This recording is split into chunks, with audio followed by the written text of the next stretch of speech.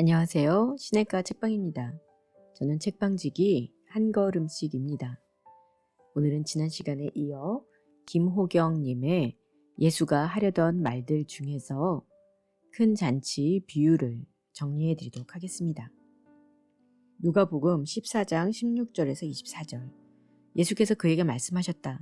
어떤 사람이 큰 잔치를 베풀고 많은 사람을 초대하였다. 잔치 시간이 되어 그는 자기 종을 보내어 준비가 다 되었으니 오십시오 하고 초대받은 사람들에게 말하게 하였다. 그런데 그들은 모두 하나같이 핑계를 대기 시작하였다. 한 사람은 그에게 말하기를 내가 밭을 샀는데 가서 보아야 하겠소. 부디 양해해 주기 바라오 하였다. 다른 사람은 내가 겨릿소 5쌍을 샀는데 그것들을 시험하러 가는 길이오. 부디 양해해 주기 바라오 하고 말하였다. 또 다른 사람은 내가 장가를 들어서 아내를 맞이하였소. 그러니 가지 못하겠소 하고 말하였다. 그들이 돌아와서 이것을 그대로 자기 주인에게 일렀다. 그러자 집주인이 노하여 종도로 말하기를 어서 시내의 거리와 골목으로 나가서 가난한 사람들과 지체에 장애가 있는 사람들과 눈먼 사람들과 다리 젖는 사람들을 이리로 데려오너라 하였다. 그런 뒤에 종이 말하였다. 주인님 분부대로 하였습니다만 아직도 자리가 남아 있습니다. 주인이 종에게 말하였다. 큰 길과 울타리가로 나가서 사람들을 억지로라도 데려다가 내 집을 채워라. 내가 너희에게 말한다. 초대를 받은 사람 가운데서는 아무도 나의 잔치를 맛보지 못할 것이다. 이 이야기가 큰 잔치 비유로 불리는 것은 편견과 배제의 늪을 넘어섭니다. 예수의 행적 중 가장 두드러진 것은 식탁 교제인데요. 예수는 세리와 죄인들과 함께 밥을 먹고 바리새인들이 중요하게 여기는 식탁 예절을 지키지 않았습니다. 손을 씻지 않고 식사를 하거나 부정한 사람들과 함께하는 예수의 식탁은 유대교 정결법에 대한 도전이었습니다. 이런 행위들이 끊임없이 바리새인들을 자극했습니다. 그러나 예수는 매우 일상적으로 유대인들의 정결법을 어겼고 예수의 식탁은 새로운 의의 결정판이 되었습니다. 예수의 식탁은 마지막 때에 있을 종말론적 구원잔치와 오버랩됨으로써 이미 이 땅에서 일어나고 있는 하나님의 구원을 상징적으로 보여주었습니다. 이 잔치의 비유들은 당대의 관습을 배경 삼아서 예수의 구원이 가지고 있는 의미를 잘 드러내줍니다. 큰 잔치 비유는 두 부분으로 나눌 수 있는데요. 앞부분은 잔치에 원래 초대받은 사람들이 참여를 거부하고 뒷부분은 새로운 사람들로 잔치가 채워집니다. 당시에 상류층에서 사람들을 초대하는 경우 일반적으로 2번의 초대 전가를 보냈다고 합니다. 첫 번째 전갈은 잔치가 벌어지기 수일 전에 전달되며 이때 초대받은 사람들은 참석 여부를 전합니다. 두 번째 전갈은 잔치 당일에 참석을 확정한 사람들에게 다시 한번 참석 여부를 확인하는 절차입니다. 앞부분에 나오는 3명의 사람은 지금 두 번째 전갈을 받고 있는 상황인 거죠. 그러니까 그들의 사정이 어찌되었든 그들의 불참은 잘 이해가 가지 않는 것입니다. 이미 잔치는 고지되었고 그것을 수락한 상황이었기 때문입니다. 그들의 불참 원인은 그리 불가피해 보이지 않습니다. 그들의 거부는 고의적이라고밖에 할 수 없습니다. 당일에 불참 의사를 밝힘으로써 그들은 자신들이 주인을 무시하고 있음을 숨기지 않았습니다. 이들의 거부는 주인이 냉대를 받고 있다는 사실을 보여줍니다. 주인의 명예는 훼손당했습니다. 그 잔치가 엎어진다는 것은 주인에게는 이루 말할 수 없는 수치입니다. 이제 주인은 기로에 서는데요. 잔치를 엎고 창피함을 견딜 것인가? 아니면 새로운 방법으로 잔치를 열 것인가? 주인은 후자를 택했습니다. 새로운 방법은 매우 파격적인데요.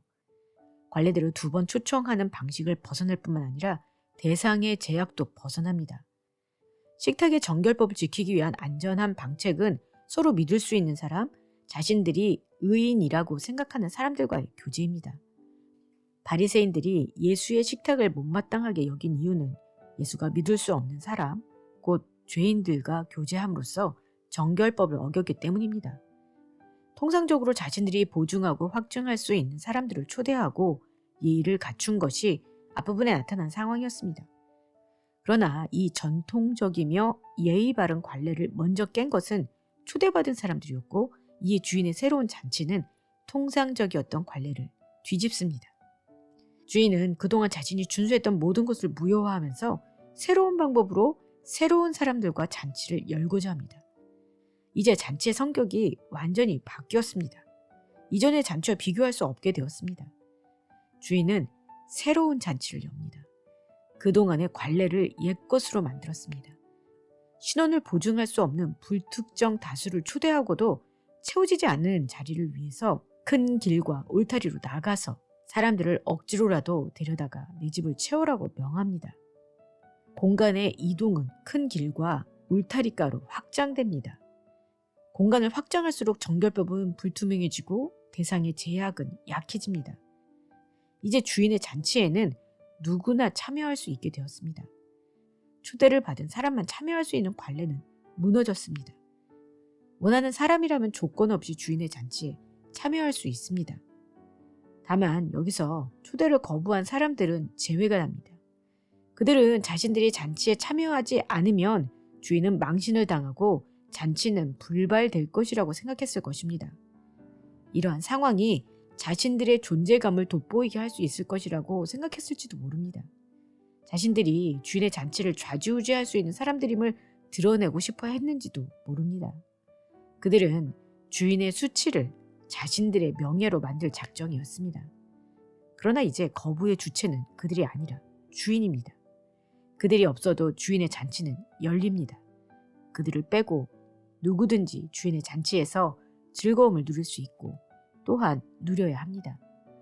새롭게 열리는 주인의 잔치는 주인의 명예를 다시 세워줄 것입니다. 한 번도 이런 잔치를 맛보지 못한 사람들이 주인의 집에서 놀라운 경험을 할 것이기 때문입니다. 그리고 이 놀라운 경험은 참여자들의 존재를 새롭게 합니다. 당시 초대 문화는 끼리끼리의 문화였습니다. 초대받은 사람은 초대하는 주인과 동료에 속하는 것이 일반적 상식입니다. 그렇다면 이제 주인의 집에서 잔치를 즐기는 사람들은 주인과 새로운 동료 관계를 맺습니다. 그동안 더럽고 부정한 사람이라고 손가락질을 받았던 사람들, 길을 가다가 어쩌다 들렀을 사람들, 주인의 잔치는 이 모두를 새로운 사람으로 만듭니다. 갑작스럽게도 말합니다. 예수의 식탁이 예수와 같이 밥을 먹는 세리와 죄인들에게 새로운 의를 부여한 것처럼 잔치 비유는 이 잔치에 참여한 사람들의 존재를 종말론적으로 변화시킵니다. 이는 잔치 비유의 핵심입니다. 주인의 잔치를 거부한 사람들은 이제 주인으로부터 떨어져 나가는 반면 주인의 잔치에 참여한 사람들은 주인으로 말미암아 새로운 사람이 됩니다. 관습에 따른 명예를 내려놓고 조건 없이 모든 사람을 잔치로 부른 주인으로 말미암아 이제 새로운 인간 이해가 생겨난 것입니다. 그렇구나. 잔치에 참여하지 못할 사람은 없었구나 하는 이해 말입니다. 예수는 새로운 잔치에 모두가 각각의 살아있고 의미 있고 생생한 존재가 되는 한 번도 경험한 적이 없는 세계를 꿈꾸게 합니다. 시내의 거리를 서성이던 사람들, 그리고 골목에 쭈그리고 앉아있던 사람들, 그리고 큰 길을 어슬렁거리던 사람들, 그리고 울타리가를 넘고 있던 사람들, 그리고 가난한 사람들, 그리고 지체에 장애가 있는 사람들, 그리고 눈먼 사람들, 그리고 다리 저는 사람들, 그리고 나, 그리고 우리. 잔치는 새로운 생명으로 넘쳐납니다. 네, 다음 시간에는 불의한 재판관 비유를 정리해 드리도록 하겠습니다. 그럼 다음 시간에 뵐게요. 안녕히 계세요.